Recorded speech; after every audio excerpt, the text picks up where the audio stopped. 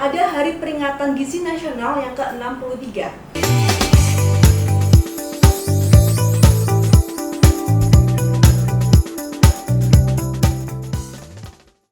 Assalamualaikum warahmatullahi wabarakatuh. Hai healthy lovers. Berjumpa lagi dalam Panji, podcast Kesehatan RSUD Haji Provinsi Jawa Timur. Nah, sebelumnya perkenalkan dulu ya, karena memang ada pepatah nih, tak kenal maka tak sayang. Jadi supaya kita semua sayang, kita harus saling mengenal. Nah, perkenalkan, nama saya Farah. Saya ahli gizi RSUD Haji Provinsi Jawa Timur. Nah, healthy lovers tahu tidak? Pada bulan ini, bulan Januari ini, bukan hanya merupakan awal bulan tahun 2023 saja, tapi juga merupakan bulan yang sangat spesial bagi kami seluruh ahli gizi Indonesia, karena pada tanggal 25 Januari 2023 ada Hari Peringatan Gizi Nasional yang ke-63. Nah, di sini salah satu tujuannya adalah untuk menyemarakan lagi atau untuk mengkampanyekan apa aja sih permasalahan gizi di Indonesia dan bagaimana cara-cara untuk mencegahnya supaya tidak terjadi permasalahan gizi untuk di kemudian harinya. Nah, tentu saja nih healthy lovers, saya di sini tidak sendirian. Saya bersama salah satu narasumber yang sangat ahli di bidangnya. Beliau adalah Ketua Asosiasi Dietitian Jawa Timur dan juga merupakan Kepala Instalasi Gizi RSUD Haji Provinsi Jawa Timur. Nah, perkenalkan Bu Un, Assalamualaikum. Waalaikumsalam Mbak Farah. Ya, gimana Ibu kabarnya, sehat? Alhamdulillah Sehat. Mbak Farah sehat ya? Alhamdulillah Bu, sehat, terima kasih. Nah, ini kan hari Januari ini merupakan Hari Gizi Nasional ya Bu ya? Iya. Nah, biasanya itu di tahun-tahun sebelumnya pasti kan ada tema atau isu yang diangkat nih Bu di Iya. Hari Gizi Nasional ini. Kalau untuk tahun ini sendiri, tahun 2023, temanya apa ya Bu ya? Ya. Ha. Untuk tahun 2023 Dek Farah, temanya adalah cegah stunting dengan protein hewani. Tapi sebelumnya saya menyapa dulu ya. Assalamualaikum warahmatullahi wabarakatuh. Jadi seperti itu, para pemirsa, kita tema tahun 2023 adalah cegah stunting dengan protein hewani. Mungkin karena tahun kemarin kita ingat bahwa temanya adalah terkait dengan stunting dan obesitas. Ya, mungkin karena capaian stunting masih belum memenuhi sesuai standar ya, mungkin ini tetap melanjutkan upaya penurunan stunting. Tahun kemarin ya Bu ya.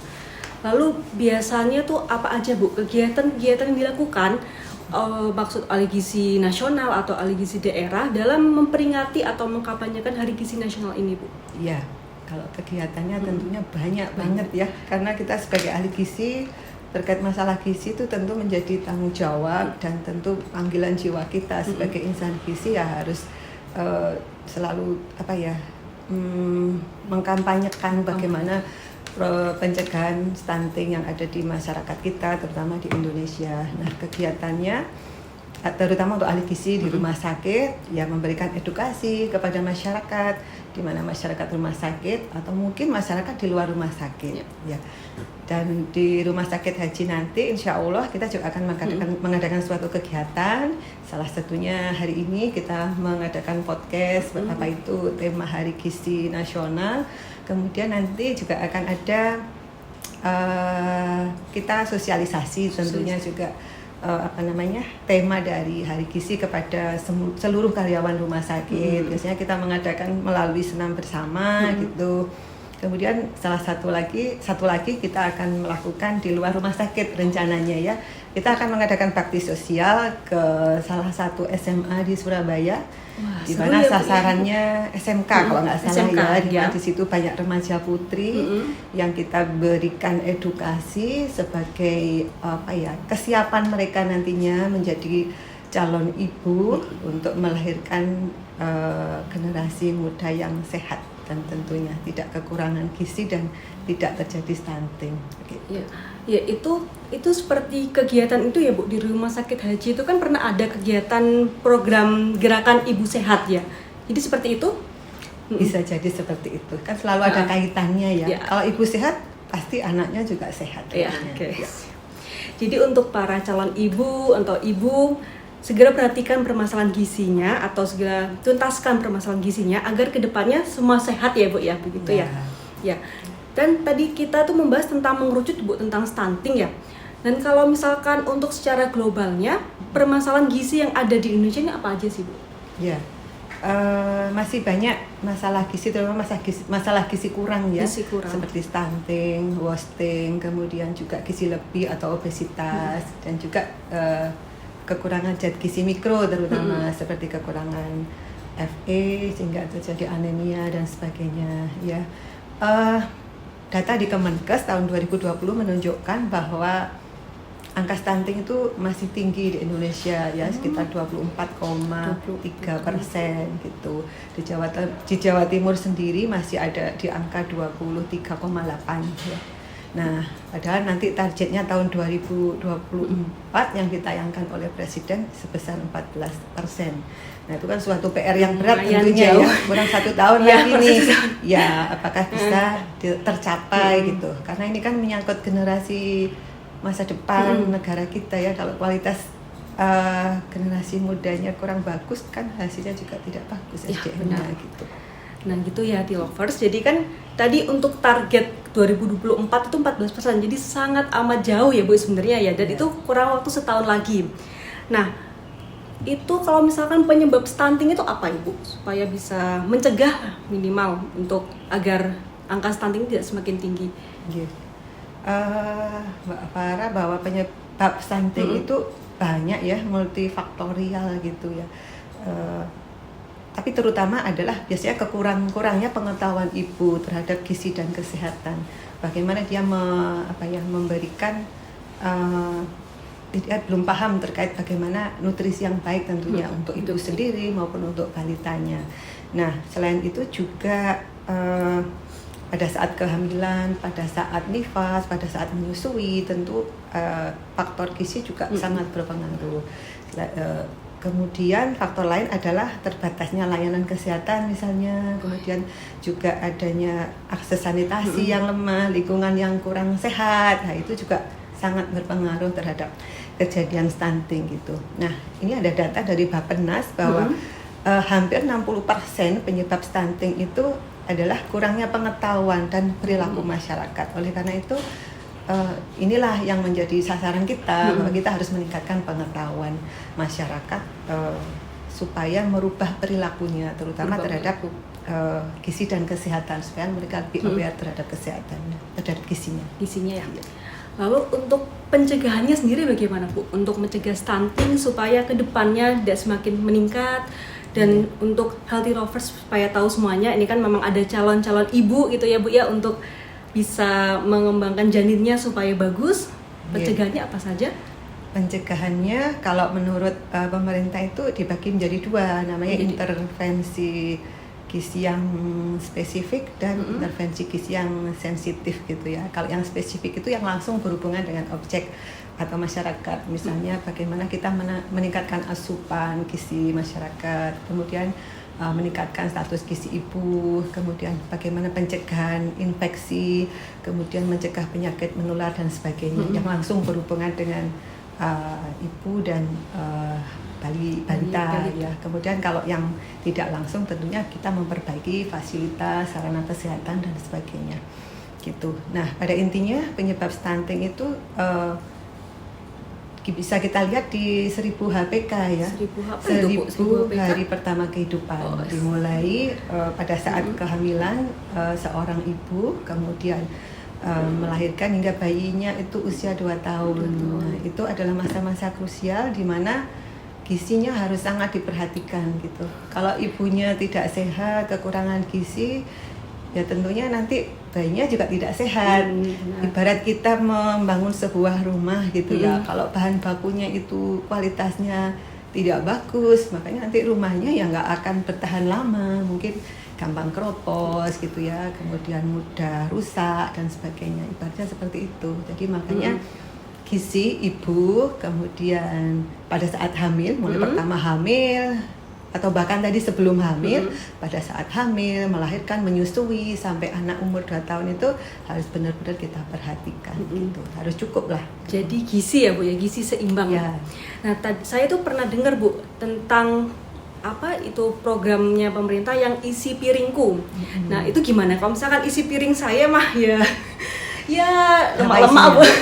Nasi, terus jeroan. Itu enak Bu, babat-babat tuh enak. Babat juga enak. Kalau misalkan menurut isi piringku ahli gizi nih Bu, itu Iya. seperti apa? Ya, Gizi isi seimbang. piringku itu istilahnya adalah apa ya?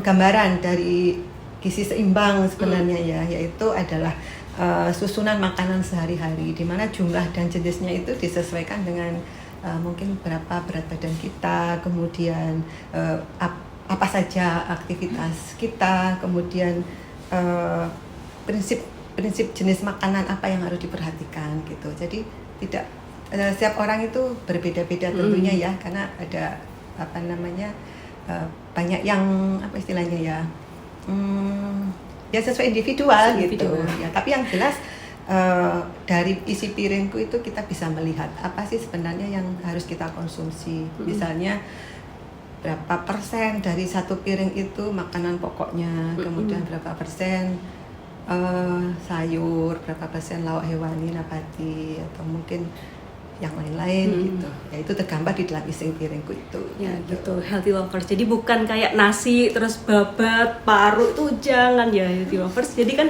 harus sesuai dengan isi piringku, yaitu seimbang. Ada karbo, ada protein, ada vitamin dan mineralnya tergabung dalam piringku, yaitu pola makan kita sehari-hari itu harus sehat. Betul. Ya, kalau misalkan untuk menurut temanya sendiri Bu, tema hari gizi sekarang kan cegah stunting dengan protein tinggi ya tadi Bu ya. Itu seperti apa Bu? Protein tinggi itu Protein seperti hewani apa? ya? Ya, hewani lebih tepatnya itu seperti apa? Kita mengenal dua jenis protein Mbak Farah ya. Ada namanya protein hewani dan protein nabati. Protein hewani itu seperti daging, ayam, ikan, telur, dan lain-lainnya yang berasal dari hewani. Kemudian kalau protein nabati itu yang berasal dari nabati, kayak tempe, tahu, kacang-kacangan, biji-bijian, itu protein nabati. Nah, protein sendiri bermanfaat selain untuk mensuplai kecukupan kalori di dalam tubuh, juga sangat penting untuk pertumbuhan, yaitu menyusun pembentukan sel-sel tubuh kita, tulang, kemudian untuk menunjang pertumbuhan tinggi badan, menambah berat badan dan sebagainya. Itu sangat penting. Dan kenapa kok protein hewani? Karena di dalam protein hewani itu ya proteinnya mempunyai nilai biologis yang tinggi, kemudian mengandung banyak mineral yang penting untuk pertumbuhan tubuh. Salah satunya adalah mineral zinc itu ya. Itu yang sangat penting untuk mencegah stunting sebenarnya ya. Karena kalau kita cukup mineral zincnya, kemudian dan Fe terutama ya, itu maka fungsi terutama kalau zinc itu fungsinya kan ada di proses ini di lidah kita, bagaimana dia memperbaiki indera perasa kita, atau misalnya di anak-anak gitu ya. Kalau dia terjadi kekurangan zinc, maka akan terjadi kelemahan di lidah perasa, sehingga dia kurang bisa merasakan makanan, menjadikan gangguan makan, misalnya seperti itu. Kemudian kalau dia tidak usus halus misalnya, itu akan mempengaruhi fili-fili usus yang dimana berfungsi untuk menyerap zat-zat gizi gitu. Kemudian kalau dia kekurangan Fe, tentunya akan terjadi anemi ya. Kemudian bisa anak itu jadi lesu, lemah, nggak bersemangat, mungkin konsentrasi belajarnya berkurang dan sebagainya. Dan itu semua ada di protein hewani ya. Makanya maksudnya lebih banyak di protein hewani daripada di protein nabati. Nah, kalau mineral-mineral itu tercukupi, tentunya kan kondisi anak jadi sehat gitu. Kalau sehat, makannya bagus, daya terimanya bagus, tentunya ya status gizinya juga bisa diharapkan untuk bagus. Nah, itu ya mencegah stunting tentunya, karena anak tidak akan kekurangan gizi gitu. Ya sekarang kan cukup miris ya Bu ya, sekarang itu anak-anak ya khususnya kayak seperti balita atau SD itu suka mengkonsumsi yang manis-manis gitu Bu. Kayak seperti minuman boba masa kini. Nah pasti healthy juga ya kan, boba-boba, lalu untuk junk food, fast food, semuanya kan itu sebenarnya memang ada nilai gizinya, tapi memang tidak banyak gitu kan Ibu ya. Lalu untuk kita nih Bu, sebagai ahli gizi atau sebagai masyarakat luas, upaya apa yang dapat kami lakukan untuk dapat mencegah stunting itu? Mencegah konsumsi itu tadi ya, makanan yang tidak tidak bergizi. yang tidak bergizi kasarannya ya itu tadi kita sebagai ahli gizi ya tugas kita lakukan edukasi gitu. Edukasi itu tidak hanya langsung ke anak ya, tapi adalah kepada orang tuanya, kepada masyarakat. Karena anak itu kan yang ditiru kan dari keluarganya yang paling dekat, dari lingkungannya mungkin ya. Kalau dari keluarganya, orang tuanya terbiasa makan makanan bergizi, tentu anak itu akan ikut makan, terbiasalah makan makanan bergizi. Kemudian di lingkungan sekolah mungkin dia disiapkan makanan-makanan yang bergizi, kemudian yang tidak banyak kalori dan sebagainya, yang kurang baik tadi tentu akan menjadi suatu kebiasaan yang bagus juga gitu.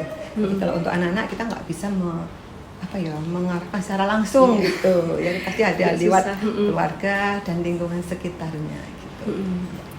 Kalau di ruang lingkup rumah sakit sendiri Ibu, bagaimana untuk cara pencegahannya atau cara mengatasi pola makan yang kurang sehat itu supaya nanti di karyawan rumah sakit sendiri itu dapat menyebarkan ilmu-ilmu itu sama masyarakat luas gitu Bu? Ya, itu tadi kan kita mau mengadakan peringatan Hari Gizi. Hari Gizi Nasional. Hari Gizi Nasional. Kita mau memflorkan tema pencegahan stunting pada balita. Saya yakin kalau karyawan rumah sakit itu kan banyak juga ibu-ibunya ya kan, banyak yang masih punya balita, mungkin masih ada yang baru menikah, ada yang masih hamil dan sebagainya. Yaitu paling tidak kita bisa memberikan edukasi gitu supaya ya kalau sebelum baik konsumsi gizinya ya mari kita perbaiki sebelum terlambat gitu. Kemudian kepada pasien-pasien di ruang rawat inap gitu kita bisa lakukan edukasi, pasien-pasien rawat jalan, atau kita bisa berikan leaflet, kemudian kita berikan poster-poster gitu untuk masyarakat. Ya apapun yang kita bisa lakukan. Semuanya bisa ya kita lakukan ya. Insya Allah bisa. Ya begitu Healthy Lovers. Jadi kan kita di sini memang ada upaya untuk semuanya dapat mencegah dan untuk mengatasi stunting ya Bu sebenarnya. Nah ini terima kasih sekali ya Bu Uun, materinya benar-benar sangat bagus sekali, sangat bermanfaat sekali bagi Healthy Lovers semuanya. Ada mungkin ya semacam closing statement Bu untuk disampaikan kepada Healthy Lovers dan pemirsa semuanya. Ya, terima kasih Mbak Farah. Bapak Ibu, teman-teman semua, para pemirsa podcast ya, bahwa pada intinya stunting itu kan bisa dicegah ya kalau kita paham, kemudian kita bisa menerapkan pola hidup sehat di kehidupan kita sehari-hari, terutama pada masa-masa remaja putri. Kita perhatikan gizinya pada saat hamil, kemudian pada saat bayi dan balita yang tidak boleh kekurangan gizi. Oleh karena itu mari kita dukung pemerintah dalam upaya pencegahan stunting di Indonesia bersama kita para ahli gizi baik di rumah sakit maupun di masyarakat. Apabila Bapak Ibu ingin mengetahui ya bagaimana pencegahan stunting yang lebih mendalam, boleh Bapak Ibu berkunjung ke Polikonsultasi Gizi Rumah Sakit Umum Daerah Haji Provinsi Jawa Timur. Terima kasih Dek. Ya, itu di mana Ibu untuk Polikonsultasi Gizi? Polikonsultasi Gizi ada di Poli Rawat Jalan lantai 2. Jam berapa bukanya sampai jam berapa? Bukanya jam 8 sampai selesai pelayanannya. Ya baik, terima kasih. Itu ya kalau misalkan memang ada suatu hal yang mau ditanyakan tentang masalah gizi, tidak hanya stunting ya Bu ya, tapi permasalahan gizi lainnya atau penyakit-penyakit lainnya, bisa langsung datang di Polikonsultasi Gizi Rumah Sakit Umum Haji Provinsi Jawa Timur jam 8 sampai jam 12 ya. Akhir kata dari kami berdua, selamat Hari Gizi Nasional ke-63. Semoga permasalahan gizi cepat teratasi ya Ibu. Amin. Dan semuanya sesuai target nih untuk stunting dan lain sebagainya. Wassalamualaikum warahmatullahi wabarakatuh. Sampai jumpa.